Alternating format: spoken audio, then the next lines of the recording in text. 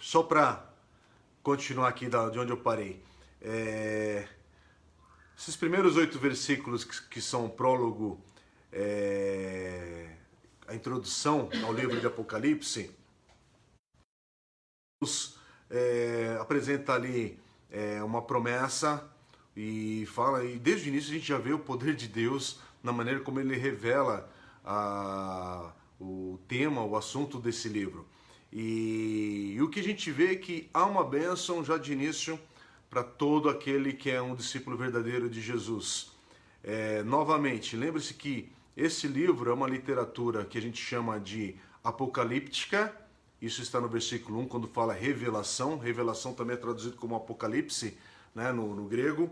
E é um texto que é uma profecia e é uma carta. Então tem 3 gêneros literários aqui no livro. E o que Deus tinha, qual que era a intenção do Senhor com este livro?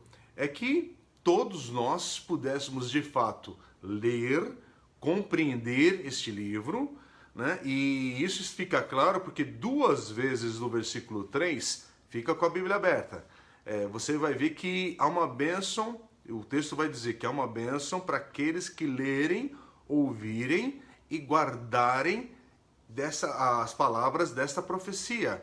Olha o que diz o versículo 3. Feliz, feliz, ou bem-aventurado, ou abençoado, é a maneira como você pode traduzir, né? Eu estou lendo na NVI, versículo 3. Feliz aquele que lê as palavras dessa profecia e felizes, novamente, abençoado, bem-aventurado, aqueles que ouvem e guardam o que nela está escrito, porque o tempo está próximo. Olha como diz a versão contemporânea, a mensagem, que é uma paráfrase da Bíblia, e diz assim: leitor, quer dizer, aquele que lê, né? Leitor, você é um abençoado. São abençoados também os que ouvem e guardam estas profecias. Todas as palavras escritas neste livro, o tempo está para se cumprir. Que interessante, se você for ler nos evangelhos sobre, quando Jesus fala sobre o grande mandamento, Jesus começa, ouça Israel. Então tem essa questão de ouvir, obedecer ao Senhor. Quer dizer, essa é a intenção do Senhor.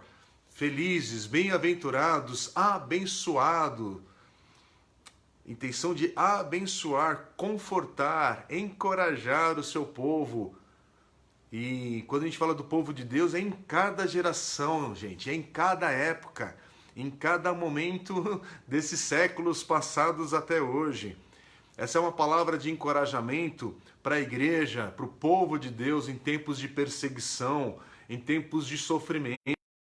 Apocalipse é essa palavra de bênção para a igreja do primeiro século escrito, e é uma palavra de bênção para a igreja de agora, século 21, em 2020, ano que estamos estudando essa carta. Não perde isso de vista, não é uma carta apenas do passado e nem do futuro, é para este agora. Deus tem uma palavra para nós agora. É por isso que essa bênção de Deus, ela vem revelada, é uma revelação profética de Deus por meio de Jesus. Versículos 1 e 2. O livro começa assim, revelação de Jesus Cristo. Quer dizer, essa palavra revelação é o título do livro. Como eu citei aqui, é traduzido a tradução do grego, que é esse apocalipse. Se fosse traduzir o grego, a palavra grega aqui, quer dizer, revelar, descobrir, desvendar, revelar o segredo, colocar a descoberto. Essa é a intenção. E olha que interessante, que aqui é a única vez que essa palavra revelação aparece em todo o livro, Apocalipse ou Apocalipsis, que é a palavra grega. Só aparece na introdução. E o que a gente precisa entender? Se é uma revelação, é algo que Deus, é como Deus colocando a cortina abaixo. É como Deus trazendo agora, nos mostrando algo que até então, sim, estava desconhecido, ou estava escondido de alguma maneira, e Deus está revelando. Quer dizer, Deus está permitindo que a gente tenha um vislumbre, uma visão rápida do que está acontecendo por trás das cenas no reino do todo o conflito espiritual, das regiões celestiais. É isso.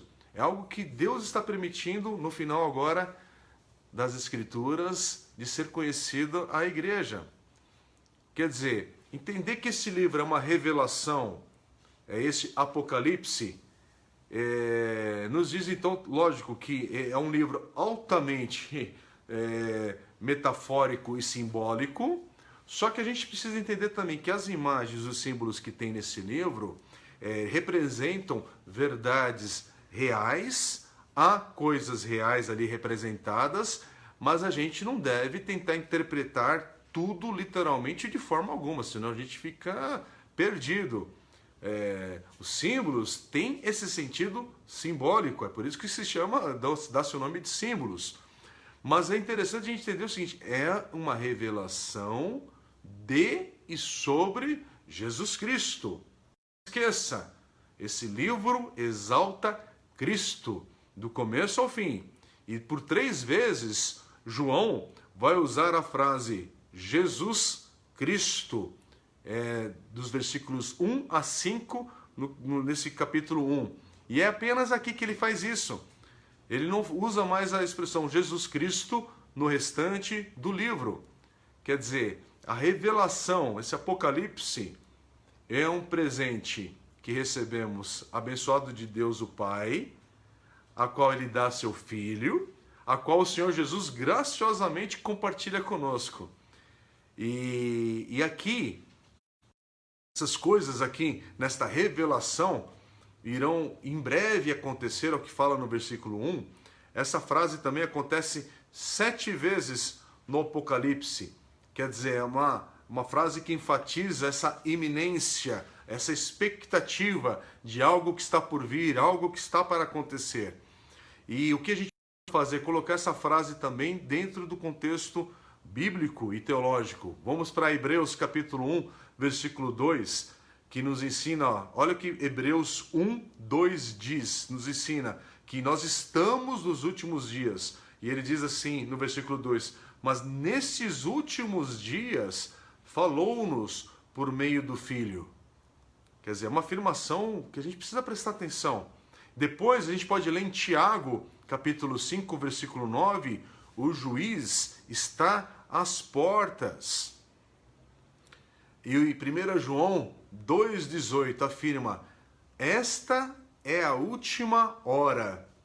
Não é interessante essa afirmação? Já naquele tempo, o pastor Alan Johnson, o pastor Alan Johnson foi um estudioso do Novo Testamento e ele era um PhD pelo Seminário Teológico de Dallas. Ele faleceu em 2018 com 85 anos. E um dos comentários que ele trabalhou foi o de Apocalipse.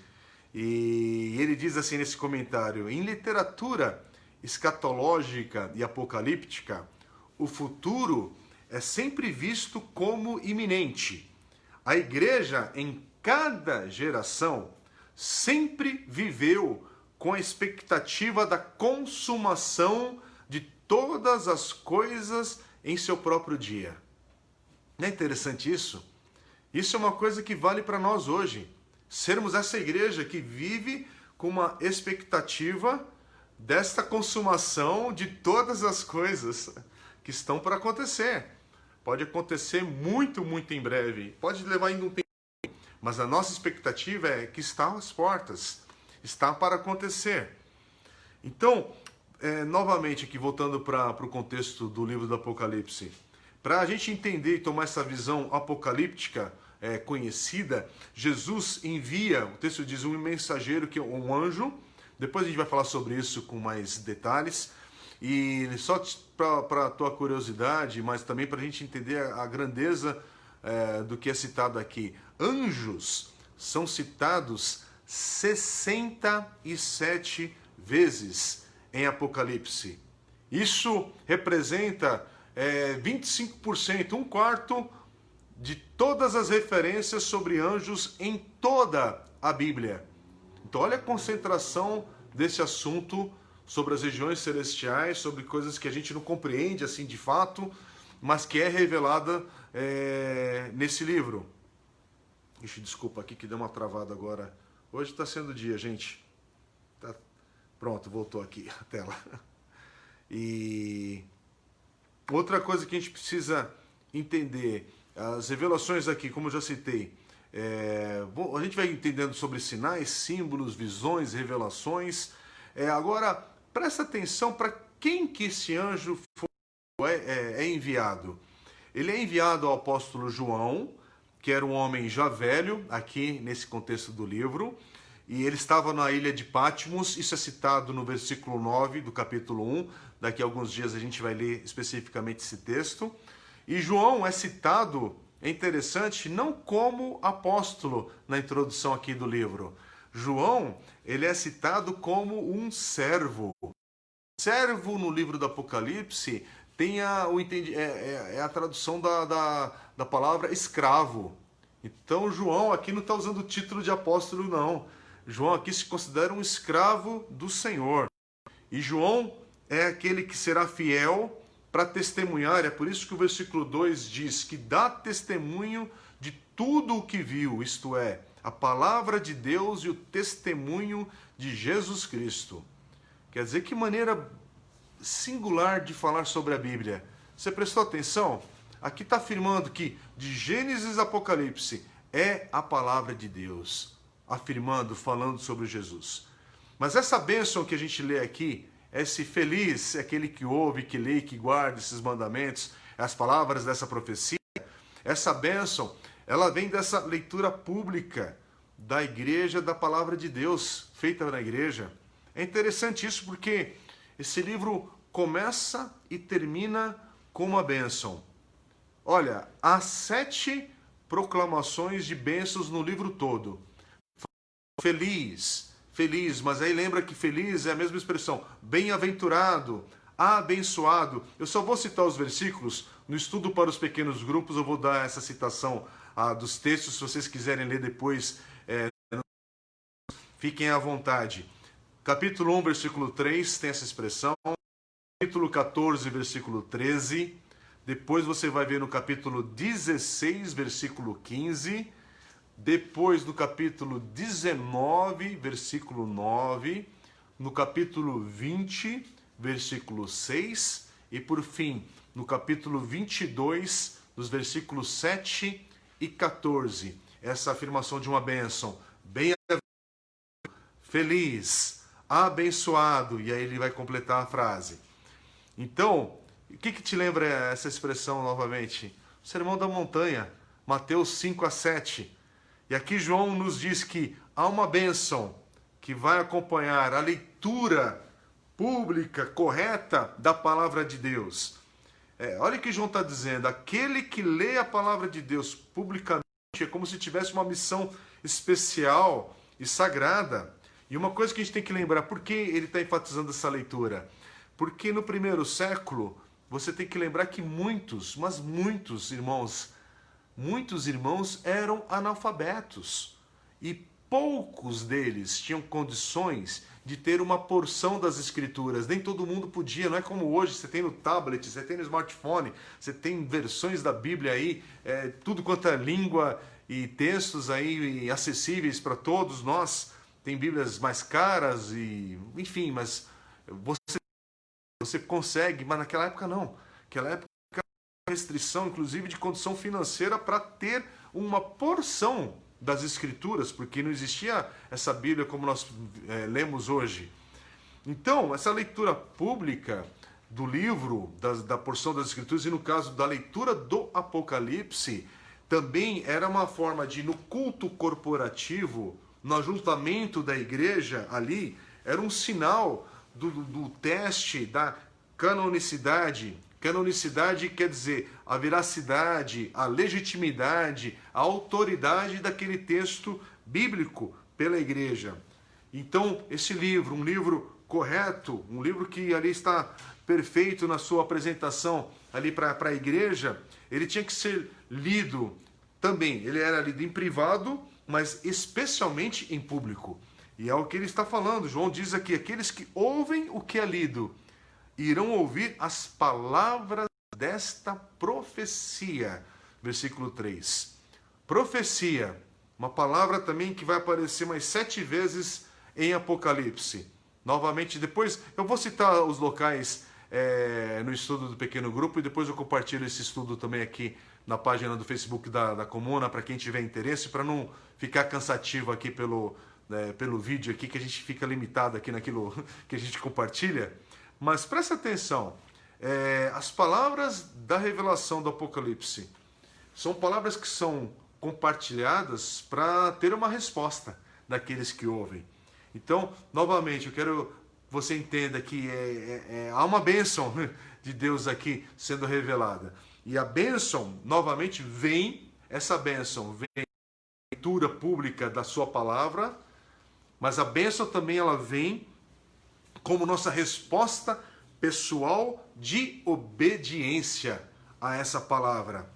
Quer dizer, o propósito do Apocalipse não é ficar provocando a nossa imaginação para a gente ficar especulando interpretações e coisas difíceis. Não! O propósito de Apocalipse é nos inspirar, motivar cada um de nós a fidelidade e obediência ao Senhor. É isso, gente. E o que João está querendo nos passar aqui já de cara no início? João quer que cada um de nós leia, escute, obedeça ao que está escrito em Apocalipse. Porque ao fazer isso é que somos abençoados. E aí ele vai lembrar no versículo 3, e o tempo está próximo. O que ouvimos, presta atenção, aquilo que a gente ouve, precisamos obedecer. Isso tem a ver com Apocalipse e com a palavra de Deus. Está há 20 anos na igreja? Aquilo que você ouve há 20 anos, precisa obedecer. Você é novo na igreja? Mas aquilo que você ouve da palavra de Deus, você precisa obedecer. O que cremos, precisamos viver. Essa é a dinâmica.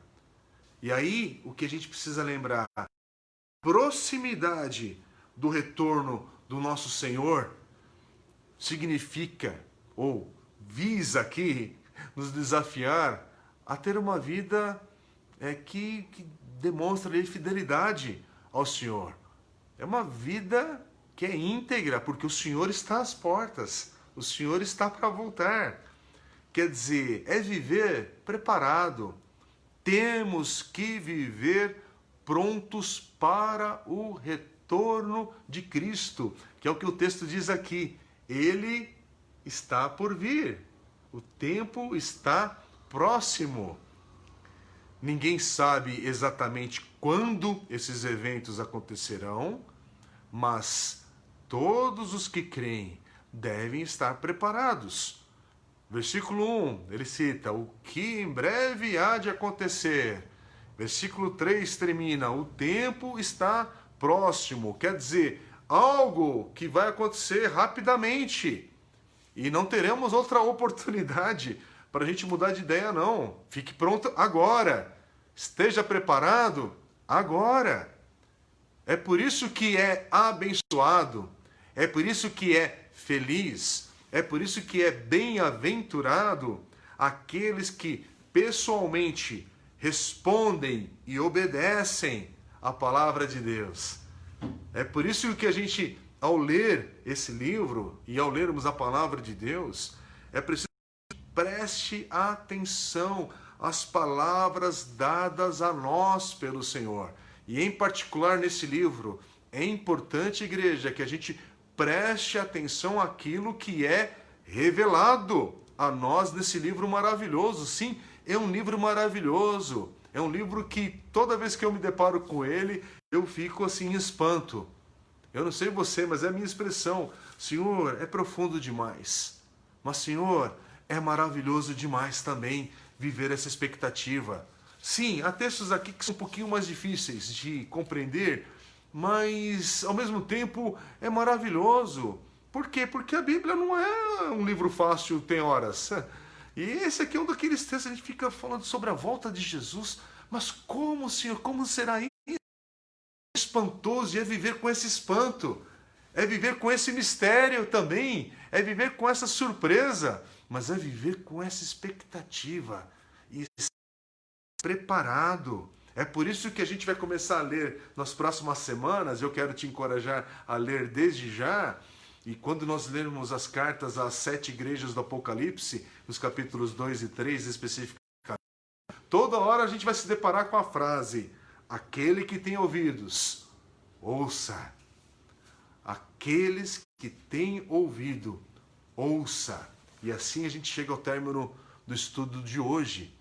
Esteja preparado. Há algo grandioso de Deus que é revelado nessas Escrituras. E tem algo grandioso de Deus que começa a ser revelado também no nosso tempo. Preste atenção nos dias que temos vivido. Esteja preparado. Aquele que tem ouvidos, ouça. Vamos orar? Que eu quero que hoje você durma com um coração que tem uma expectativa santa pelo Senhor. Hoje eu espero que Deus te visite de uma maneira assim especial no aspecto de estar lendo a revelação de Jesus Cristo. Só de parar nessa frase aqui, a gente precisa ler a Bíblia com... como assim? Sabe, gente, ir para a palavra e ver que isso aqui não é apenas para a gente a meta da leitura bíblica anual, o que é muito bom quando a gente consegue, faz, e eu sou um daqueles que gosto de ter essas coisas, mas ao mesmo tempo aqui, revelação de Jesus Cristo. Isso é para me deixar com um santo espanto nos meus lábios, no meu coração, e saber que o tempo está próximo. É uma afirmação. Toda a igreja do Senhor tem que estar preparada. Aquele que tem ouvidos, ouça. Vamos orar?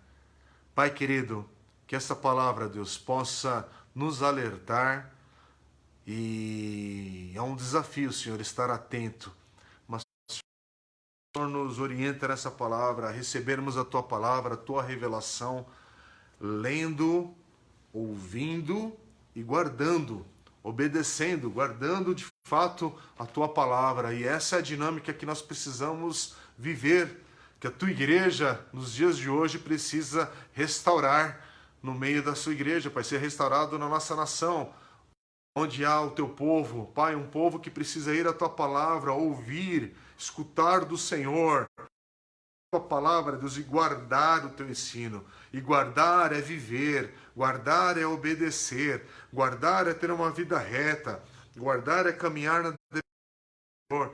E é isso que eu peço que o Senhor nos lembre hoje, Pai, que podemos viver isso, porque a Tua palavra nos revela sobre isso. Então, Deus, pela misericórdia no Senhor e pela graça que temos no Espírito Santo de Deus que habita em nós, ensina-nos e faz-nos ser uma igreja que lê a Tua palavra, que ouve o Senhor e que guarda os Teus mandamentos, que guarda o Teu ensino, que vive e pratica a Tua palavra e que caminha na verdade. Para a glória do Teu nome, que oramos no nome de Jesus. Amém. Amém.